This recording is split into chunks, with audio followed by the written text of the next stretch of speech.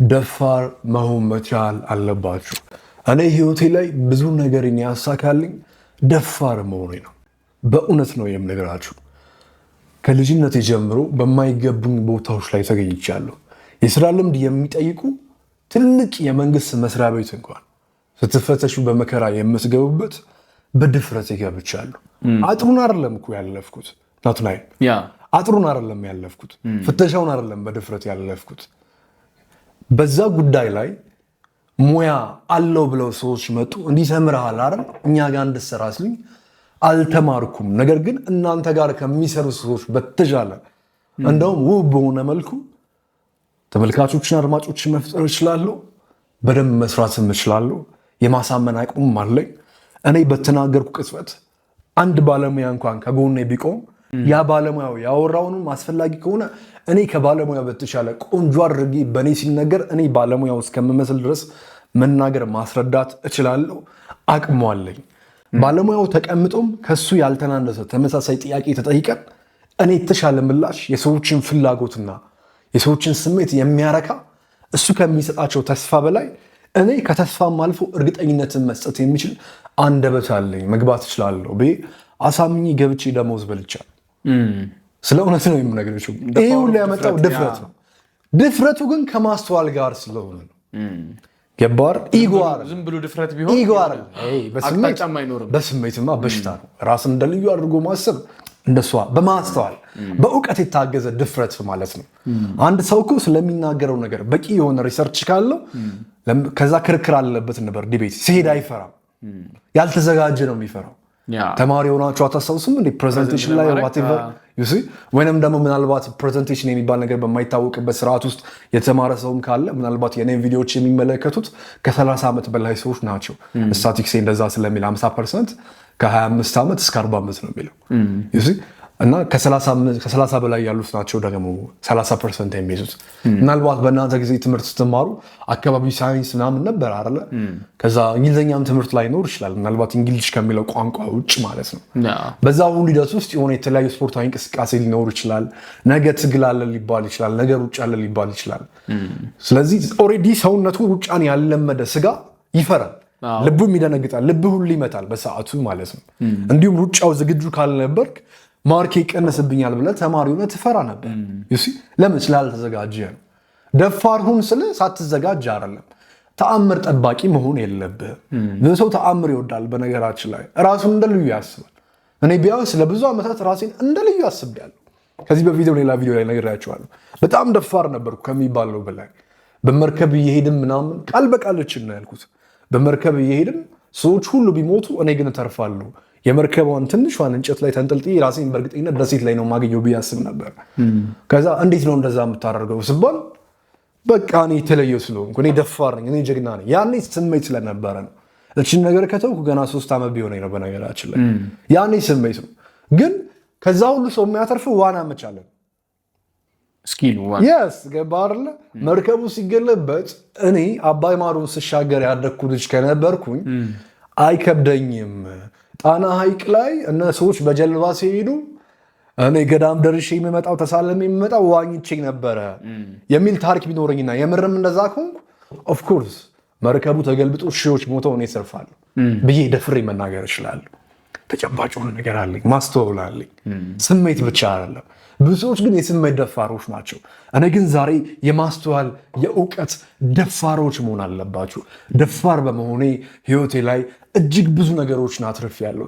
ደፋር በመሆኔ ከልጅነቴ ጀምሮ እስካሁን ለመውደድ ሄጂ አሁን እርድና ነበር ካስታወስኩ ናትና የሆነ ሰዓት ላይ 9-10 ስንማር ቺክ መጀንጀን በቴሌግራም በቱጎ በፌስቡክ መጀናጀን መገናኘት ምናምን ቆንጆ ሆኜ አይደለም።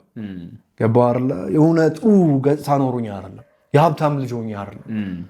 ነገር ግን አንድ ቀን እንኳን ሪጀክት ተደርጌ አላውቅም። በዛ ይለት ውስጥ በጣም ደፋር ስለነበርኩኝ ማለት ነው።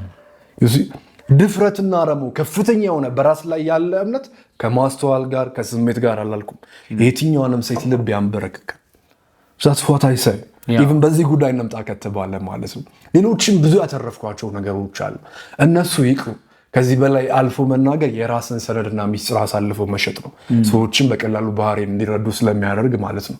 እሱ ትርጉም የለውም። ነገር ግን ዛሬ እንዲህ በመውቅታ ቆንጆ በሆነ ጨዋታ የገባውላችሁ ሀሳብ የምናወራበት ስለምንድን ነው? ስለ ድፍረት ነው። በማስተዋል የታጀበ አሸናፊ ስለሆነው ድፍረት። ይህ ተራ ቪዲዮ አይደለም። ሁላችሁም ቪዲዮን ላይክ በማድረግ እንጀምራለን። አብራችሁን ቆዩ። ናትናኤል ማለት ነው። ኦኬ። ብዙ ሰዎች በጣም እጅጉን የማይፈልጉት ህይወት ላይ ራሳቸውን ያገኙት፣ አፍቅረው የማይሳካላቸው፣ ስራ ቦታ ላይ የተናቁት፣ ባላቸው ህይወት ላይ እንኳን ሰዎች ገና ሲያዋቸው ንቀት የሚያሳድሩባቸው፣ ባሉበት ሰፈር ተከራይተው በሚኖሩበት ቤት ወይንም በሚኖሩበት ቤተሰብ የሚናቁት ሞስ ሊያስተውለህ ከሆነ ፈሪ ስለሆኑ ነው፣ ድፍረት ስለሌላቸው። ለምሳሌ የሆነ ነገር ማወቅ ፈለግ አንተ ናትናኤል የሆነ ነገር መርዳት ፈለገ። ለምሳሌ አንተ ሰፈር ውስጥ የመስቀል በዓል ፕሮግራም ነው እንበል፣ ወይንም ደግሞ የኢድ አልፈጥር ፕሮግራም ነው እንበል።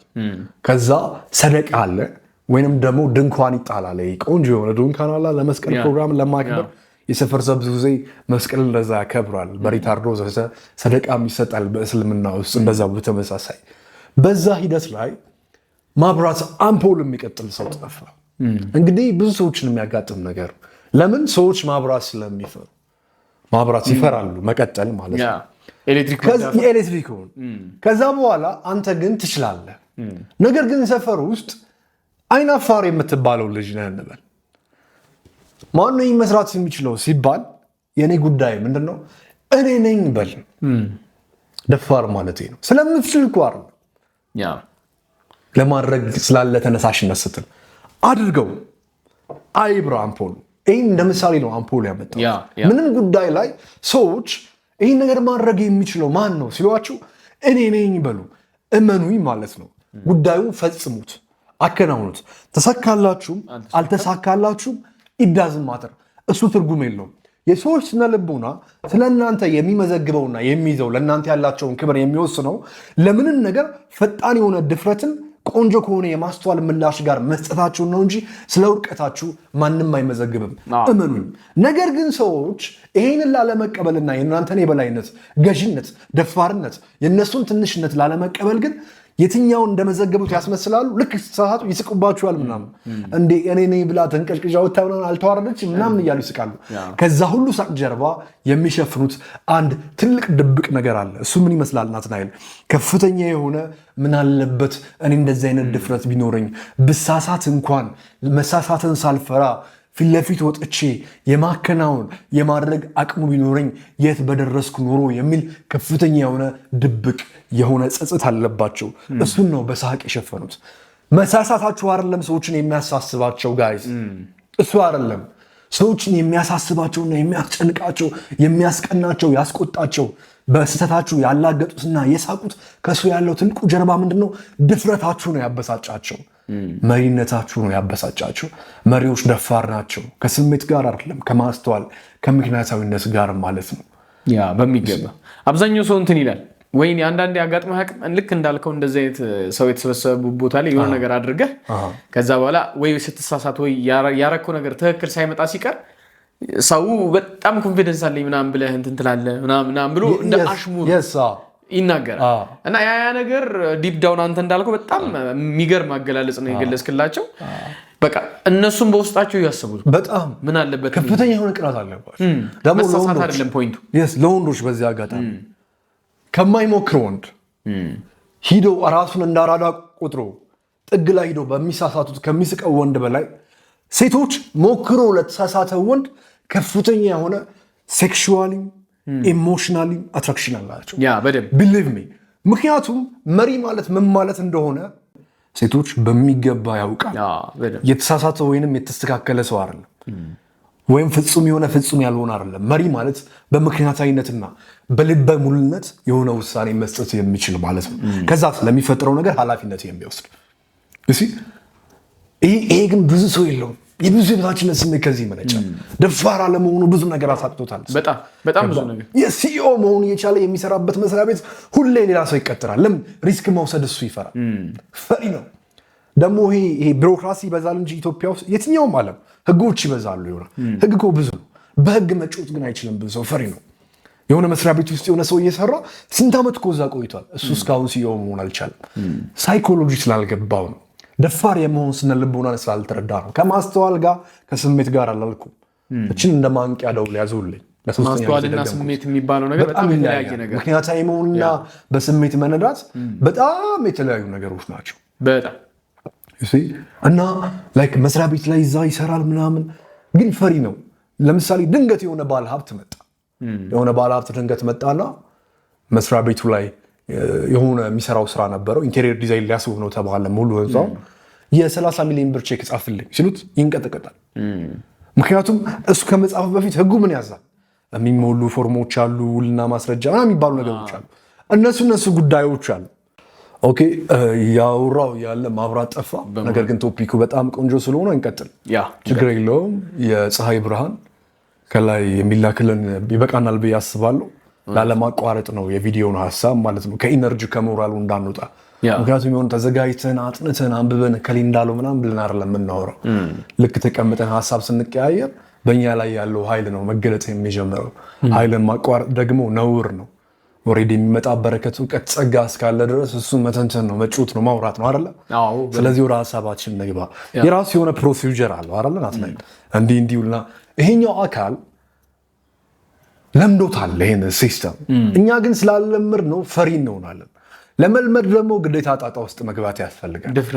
የአንድን ነገር ለማወቅ ማለት ነው ከፍተኛ የሆነ ድፍረት። ነገር ግን ይህንን ስናደርግም ከፍተኛ የሆነ ጥናት ያስፈልጋል። ዝም ብላችሁ ሂዱ እያልኩ አይደለም፣ በስሜት አይደለም። ደፋሩ ምናምን ስላልኩ አሁን ነገ እንደዚህ አይነት መስሪያ ቤት ነውና እንበል የምትሰራው ሄደህ የ20 ሚሊዮን ብር ቼክ ጻፍልኝ ብለህ ስጠው እያልኩ አይደለም። ማስተዋል ያስፈልጋል። ይሄማ ስሜት ነው እያልኩ ያለሁት እንደዛ አይደለም። ማይ ፖይንት ኢዝ ምክንያታዊ ይሁን አጥና። ስራ ቦታ ላይ ባለበት ፖዚሽን ሆነ ማመቶ ማን እዛ ቦታ ላይ በጣም ከፍተኛ ግንኙነት እንዳለው የምርም ገንዘቡን እየተቀበለ የሚመላለሰው የሚያንከባለው ሰው ማን ነው ዋቴቨር። ከዛ በዛ ሁኔታ ውስጥ ልክ ስትገኝና ስትገባ ኦልሬዲ ኢንፎርሜሽኑ አለ አይደለ? ማስተዋሉ አለ አይደለ? አመክንዮ ምክንያታዊነቱ አለ አይደለ? ሰውየው ሲመጣ ከምታውቀው ኢንፎርሜሽን ስለዛ ሰው አንጻር ነው የምትወስነው። ከዛ ያኔ ነው ሪስክ የምትወስደው እንጂ ዝም ብለህ ደፋሩን ስለበቃ ራዊል ብሎኛል፣ ደፋር ነኝ፣ ጀግና ነኝ፣ ማንንም አልሰማም ምናምን በስሜት ራስ እንድታታልል አይደለም። እንደዛ ማድረግ እኮ ቀላል እኮ ነው። ስንት ሞቲቬሽናል ስፒከር አለ አይደል? እንደኛ ሀገር ላይ አዳራሽ ሰብስበው በ300 ብር ከፍሎ ትችላለህ፣ ታደርጋለህ የሚል አታደርግም፣ አትችልም።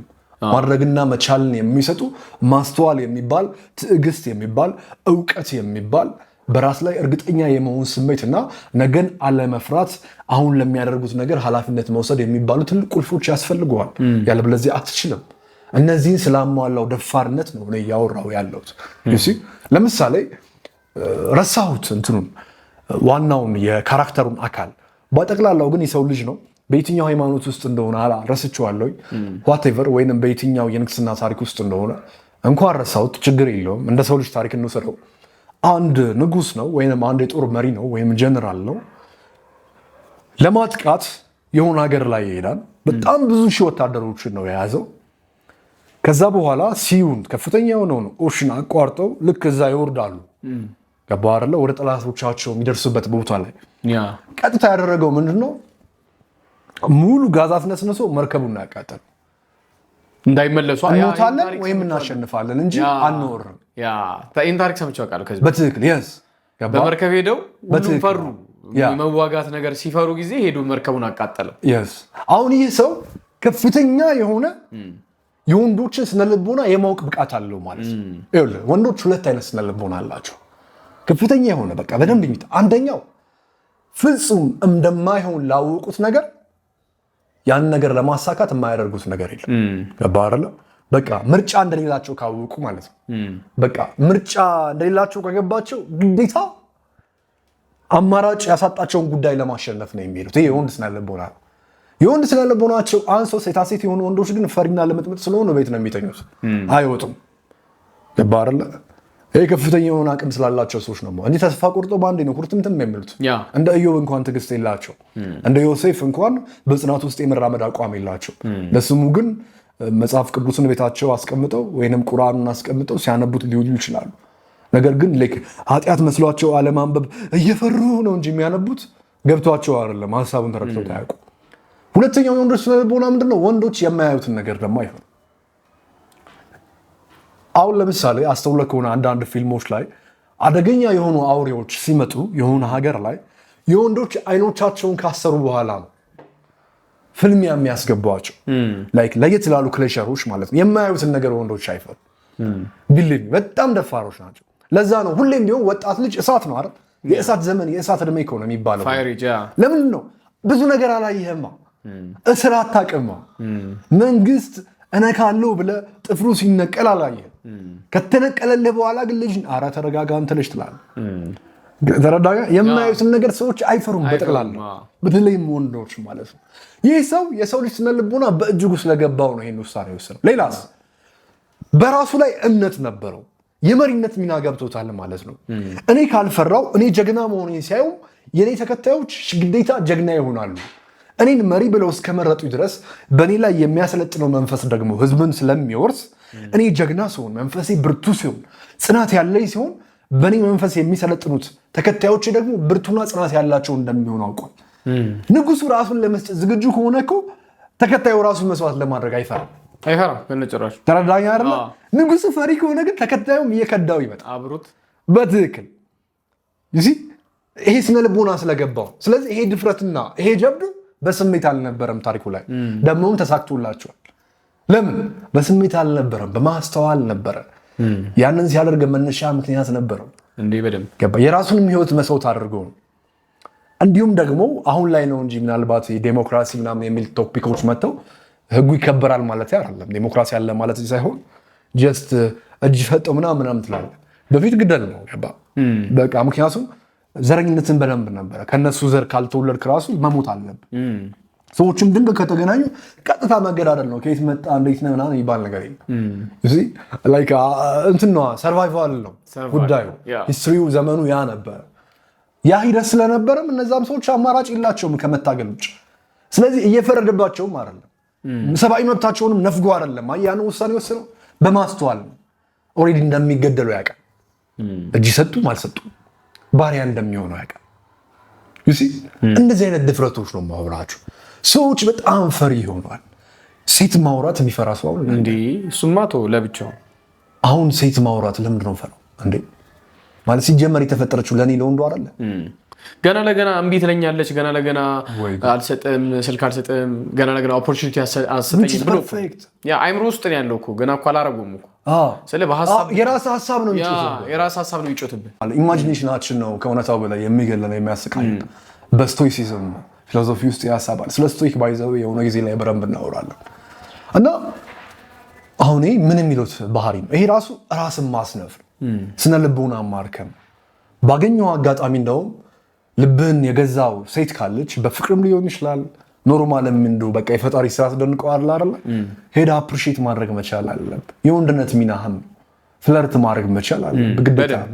ይህን ካለመደ ሁሉ ማንነት ከፍተኛ የሆነ ችግር ውስጥ ይገባል። ካልሞከርከውም አታውቀውም።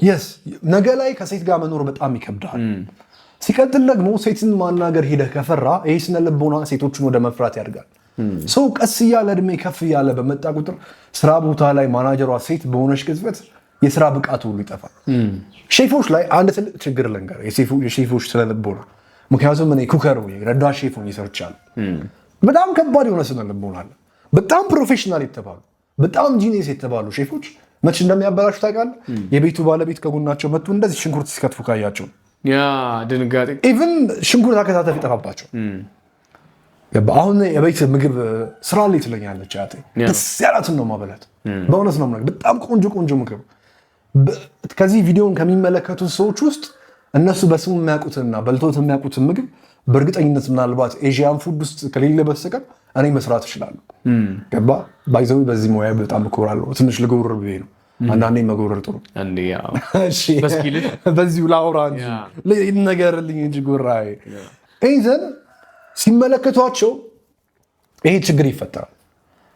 ይሄ ችግር ለምንድን ነው የተፈጠረው ካልከኝ ሰዎቹ ላይክ እንዴት ነው አልለመደመኝ፣ ቫይቡን አልለመደመኝ። የሼፍ ህይወት ኪችን ውስጥ ነህ ከሰመሪያ ይሄም አሁን ነው ፒንክ ኪችን ምናምን የተጀመረው አልለመደም። በተመሳሳይ የሴት ማንነትንም ባለመልክ ቁጥር ሴቷ አብራ ከች ያለች ቀን አለቀል በቃ ስራው ይጠፋባል፣ ትደነባበራለህ።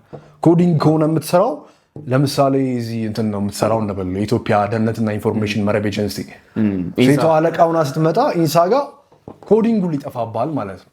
ማውራቱን ላኩ የሚያቀርበው ማለኩ የሚያልፈው ሰው አሁን ያን አይነት ጥላለው ምናምን ይላል ሃይማኖት ላይ ስትሄድ ኦፍኮርስ በዛ ልክም ነው።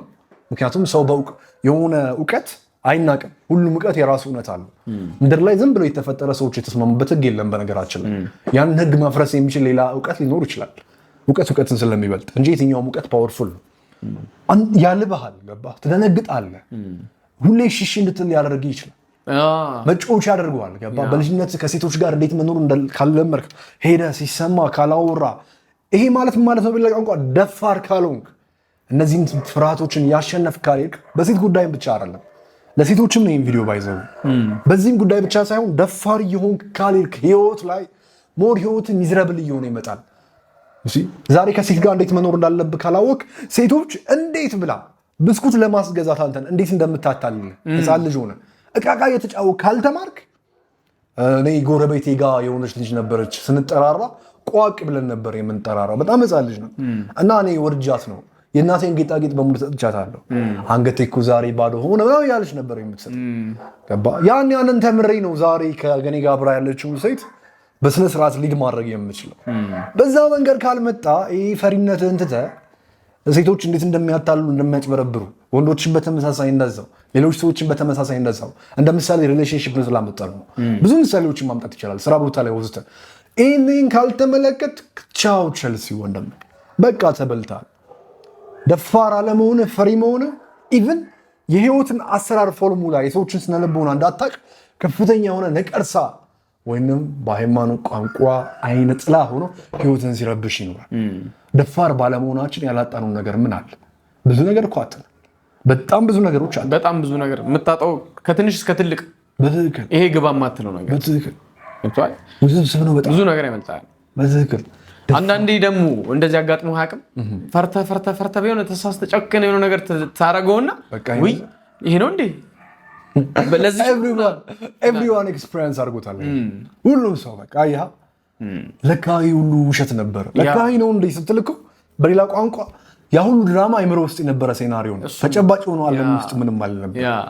በራስ ቅዠት ራስ በደረስከው ድርሰት ከምታውቀው እውቀት አንፃር የራስን ስሜት እያታለልክ ነበር። ተረዳኝ። ቤት መስራት አሁን በጣም ትልቅ ነገር ይመስለኝ ነበር። ማለት ቤት መስራት ነው በጣም ሂውጅ ነገር። በቃ ኢቭን ለምንድን ነው ቤተሰቦቻችንን ሲነግሩ ምናምን አክብደው ስለነገሩ በቃ እኔ ቤት ሰራ ይሉ ነበር። በቃ በጣም ሲምፕል ነገር ያ የነሱ ጆርኒ ነው። በራሴ ስታየው አይ እነሱ ያሳለፉት ነገር ነው እንዴ እናንተ እንዲከብድ ያደረገብን ንቄው እኮ አይደለም የነሱ ጉዳይ። ይሄን ስናገር እንደዛ እንዳትረዱት ነው እንደዛ ማለት እኮ አይደለም። ነገር ግን የሰው ልጅ አቅሙ አንሊሚትድ ነው። ሰዎች በአቅማቸው ልክ ነው ብሶት የሚያወሩት። እኔ ምናልባት ብሶቴ ወይኔ በቃ የዚችን አገር ኢኮኖሚ ኮንትሮል የሚያደርጉት ኤሊቱ ዋናው መሆን ከባድ ነው ሊሆን ይችላል። ለልጆች ነገር መዋል ሌላው ተራ ሊሆንልኝ ይችላል። ለአንዱ ደግሞ ወይኔ ባጃጅ መግዛት ሊሆን ይችላል። ተረዳኝ። ለአንዱ ደግሞ ካሜራ ማሟላት ሊሆን ይችላል። ብዙ አይነት የሆነ የብሶት አገላለጽ ሂደት አለ።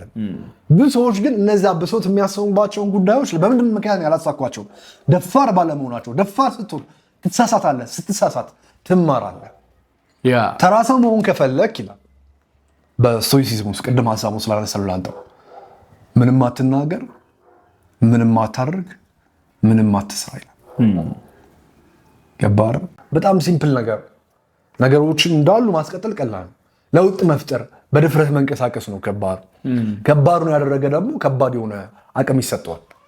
እዚህ ትሬን አደራረገ እኮ ነው የሰውነትን የጡንቻ አይነት ማተር የሚያደርገው አይደል? ማተር የሚያደርገው ስትሬንግ ጊዜ የሚጨምረው እኮ በሰራሃው የስራ ልክ ስትሮንግ ባደረከው ጥረት ልክ ያ እዚህ በ50 ኪሎ ከነበረ ሸክም የተለማመድኩት ወዛደር ለመሆን ባሰብኩት የወደፊት ጣፋንታይ ላይ በቃ 50 ኪሎ ለኔ ቀላል ይሆናል። ከዛ በላይ ሲሆን ይከብደኛል። በ100 ኪሎ የለመደው ደግሞ 50 ለሱ ምንም ናት። ስለዚህ ዓለም በተፋለምክለት ልክ ሪዋርድ ስለምትሰጥ ድፍረት ደግሞ ከፍተኛውና ሪስክ ያለው ሂደት ስለሆነ አይደለም በስሜት በሽታ ነው ብያለሁ ቀደም። ስለዚህ በማስተዋል ደፋሮች ካልሆነን በቀር ይህን ዓለም ማሸነፍ ከባድ ይሆናል። በብዙ ነገሮች ምሳሌ አድርገን እንኳን መጣን አይደል? እዚህ ጋር ፍቅርን አነሳን፣ የኔን ታሪክ መግቢያ ላይ ያነሳን፣ መስሪያ ቤቶችን ጉዳይ ያነሳን፣ ብዙ ምክንያቶች ያነሳን። አንተም የራስን ሀሳብ ሰጠ።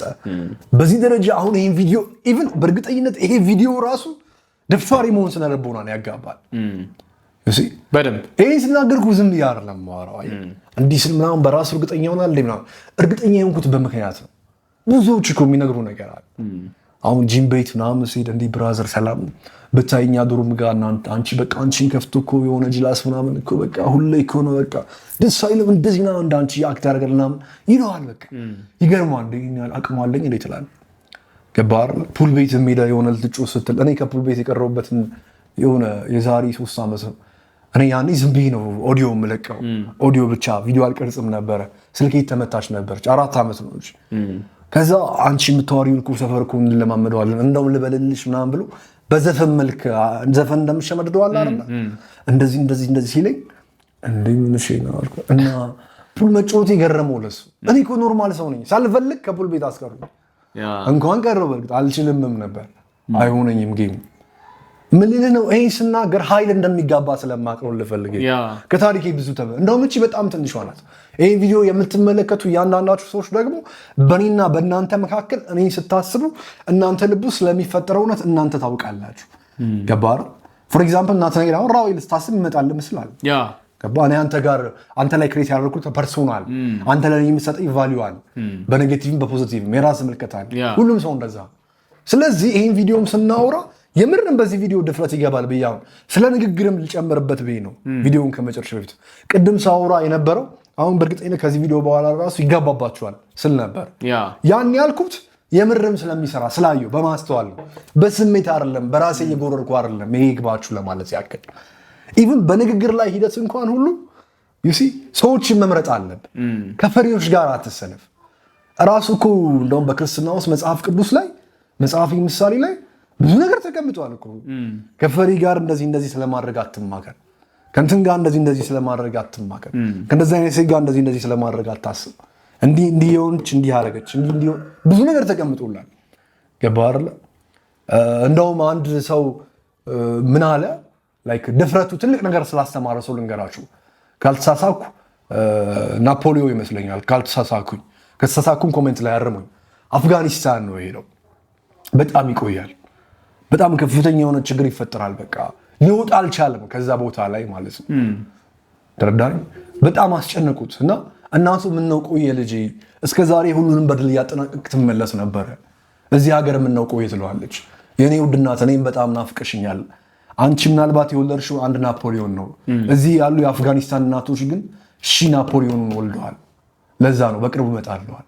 ይህን ያው እንኳን ደፋር ሆኖ ራሱን ከወታደሮቹ ጋር እዛ ቦታ ላይ ማስገባት ችሏል ያሰብ። ከዛ በኋላም ግን በዛ ሁሉ አደጋ ውስጥ ሁሉ አውጥቷል። ግን በህይወቱ ትልቅ ነገር ምን ተማረ?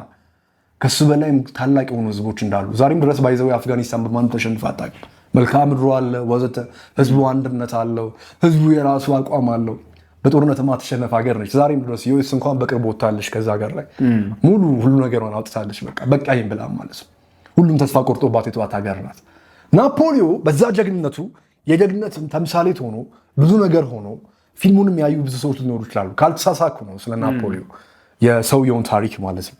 ዞሮ ዞሮ ስለ ሰዎቹ እንደውም አይመለከተንም። ግለሰቦቹ የራሳቸው ጉዳይ ነው። ዋናው ጉዳይ በሰው ልጅ ህይወት ውስጥ የተፈጸሙ የታሪኮቹ ዋናው ጭብጥ ነው። ስለሱ እናውራ። ይህ ጀግና ብዙ ነገር በህይወት ውስጥ አይቷል። ብዙ ነገር በህይወት ውስጥ አሳልፏል። ራሱን እንደ ልዩ እንደ ጀግና ያስብ ነበር እንበል። አፍጋን መሄዱ ጀግና ናቸው የተባለ እንኳን እንዳንተ ናቸው የተባለ አልሰማም ብሎ መሄዱ ደፋር መሆኑ ሊሚት እንዳለው እንዲረዳ አድርጎታል።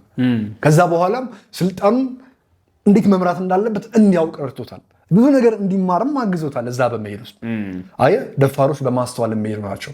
ከራሳቸው ላይ ባላቸው እምነትና በምክንያታዊነት ተነስተው በስሜት የሚደነፉ አይደል? በስሜት የሚደነፋ በቃ ገደል ይገባል። ገባህ አይደል? ጣና ጋር ሄደን የሆነች የምትወዳት ልጅ መጣችና እኔ ሰዋኛ አይተህ ላይክ እኔ መዋኘት አለብኝ እሷን ለማስደመም ብለን ወንዙ ውስጥ ከገባ ሰጥመት ሞታል። ይሄ የስሜት ድፍረት ይባላል። የምክንያታዊ ድፍረት ሲሆን ግን ከዚህ በፊት እኮ ዋና እችል ነበረ፣ ስለዚህ በደንብ ዋኝ ነበረ፣ በቃ ላስደምማት ተከስማ ምናምን ብለህ ቆንጆ የሆነ እንደውም ምን ይባለው ይሄ ዳይቭ ቆንጆ የሆነ ዳይቭ ገብተህ እኔን አሳቀህ እሷን ልታስደስት ትችላለህ።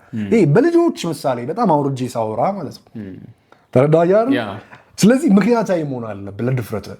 ፈሪዎች ግን በምንም አይነት ተአምር ምንም አያተርፉም። ፈሪ ለእናቱ ይባላል። ኦፍኮርስ እውነት ነው፣ ቃሉ ቃል በቃል እውነት ነው። ፈሪ ለእናቱ ነው የሚለው፣ ለራሱ አልሆነም። አንተ ፈሪ ለእናቱ ትሆናለህ፣ እውነት ለራስህ ግን አልሆንክም። እመነኝ ደግሞ የትኛውም ወላጅ የሚፈልገው ያንተን ስኬት ነው። ሰዎች ደግሞ ማለት ነው በጣም ውስብስብ የሆነ ባህሪ ያላቸው ባይዘዌ በቤተሰቦቻችሁ ፍቅርም በጣም አትታሰሩ። አሁን ካላችሁበት ቤተሰብ እናንተ የምትመሰረቱት ቤተሰብ ይበልጣል። አሁን ያላችሁንም ቤተሰብ በጣም ማክበርና መገዛትም አለባችሁ። ግን ራሳችሁን ማሳልፋችሁ መሸጥ የለባችሁ። ደፋርና ጀግና ሆናችሁ ሳለ እነሱን በመፍራትም ከዓላማችሁና ከግባችሁ ለመመለስ መሞከር የለባችሁ። በአርቱ ዘርፍ ላይ ተመልክተህ ከሆነ እስከዛሬ ድረስ ዝነኛ የሆኑ ሰዎች በተለይ ለምን ውጭ እንሄዳለን? እንደውም እኛ ሀገር ላይ እንኳን ራሱ ቴዎድሮስ ካሳሁን ገባርላ ክቡር አርቲስት ቴዎድሮስ ካሳሁን ቴዲ አፍሮ ራሱ ከአባቱ ጋር የነበረውን ታሪክ ብዙ ጊዜ አውርተናል እኮ አይደል? በሙዚቃ ህይወቱ ላይ ብዙ አርት ላይ ያሉ ሰዎች ብዙ ጥበበኞች ቤተሰቦቻቸው የእነሱን ያንን ማድረግ አልወደዱትም ነበር። የልጆቻቸው ድፍረትና በቃ የሚፈጠረው ይምጣ የሚመጣው ይምጣ ኃላፊነት መውሰድ እችላለሁ ብሎ ውሳኔ መስጠት ነው ዛሬ ላሉበት ከፍታ ያበቃቸው። ቤተሰብ ደግሞ የሆነ አቅም አሳየው እንጂ መስመሩን አንዴ ስትሄድ ካየ ዝም ነው የሚለው። ገባር ግን የሆነ መስመሯ እንዳትደርስ ወይንም ደግሞ በራስ መሄድ እንዳትጀምር ሁሌ ይታገላል። ስለዚህ ፈሪ አትሁን። ከብዙ ነገር አንጻር ማስረዳት ይቻላል፣ መነጋገር ይቻላል። በዚህ ጉዳይ ላይ 3 ሰዓት 4 ሰዓት መነጋገር ይቻላል። ግን እንደዛ ማውራቱ ትርጉም አልባ ነው። ምናልባት የኔን የዩቲዩብ ገንዘብ ሊጨምር ይችላል፣ ነገር ግን የእናንተን የአእምሮ የመስራት አቅም ይቀንሳል። በፊት ሰዎች ጂኒየስ ነበሩ። ለምን ያነቡ ነበር? ንፋሱን በስተምስራቅ እንደዚህ ሲመጣ ከጎኑ የነበረችውን ጎጆ ቤት ሲል 1000 ሰው መጽሐፉን ገዝቶ ቢያነበው ንፋሱና ጎጆ ቤቱን የሚስልበት ስዕል 1000 የተለያየ ነው። ይሄ ማለት 1000 ዩኒክ አይምሮ ነበረ። ዛሬ ቲቪ መጣ፣ ስልክ መጣ፣ ምስልን እያሳየ ሲያስረዳ አይምሮአችን ክሬቲቪቲ ቀነሰ ማለት ነው። በተመሳሳይ ደግሞ ፖድካስት መጣ፣ መጽሐፍ የማንበብ ምናምን በራሳችን የሆነ ነገር ለማግኘት ደን ሰዎች ጋር ኮሚኒኬት አድርገን መጽሐፍ ገዝተን ምናምን ደንበኛ ሆነን የነበረን ነባራዊነት ቀርቶ ፖድካስት ላይ ማዳመጥ ጀመርን። ከዚህም አልፎ ደግሞ ፖድካስቱ ላይ ሙሉ ሀሳቡ ከተሰጣችሁ በራሳችሁ የምትጥሩትን ጥረት የማሳነስ ሂደት ይመጣል ማለት ነው። ለእኛ ያስጨበጭባል፣ የእናንተን አይምሮ ቀፉ ያደርጋል ማለት ነው። ስለዚህ ይህ አስፈላጊ አይደለም። ከዚህ ውጭ ያለውን ምሳሌ እያመጣችሁ ታሪክ እያመጣችሁ ሀሳብ እያመጣችሁ እናንተ ራሳችሁ ለራሳችሁ አይምሯችሁን አሰልጥኑት። ዛትሶል ከዚህ በላይ ምንም ማለት አልፈልግም። ስለነበረን ጊዜ ከልብ አመሰግናለሁ። ናትናኤል ለምትለው ነገር ካለ ማለት ይቻላል። እንግዲህ አብዛኛውን ነገር ብለዋል እና በሚገርም አገላለጽ ነው ያስረዳህን የስሬስ እና በጣም እናመሰግናለን ለነበረን ጊዜ። እኔም ከልብ አመሰግናለሁ ጋይስ። መልካም ጊዜ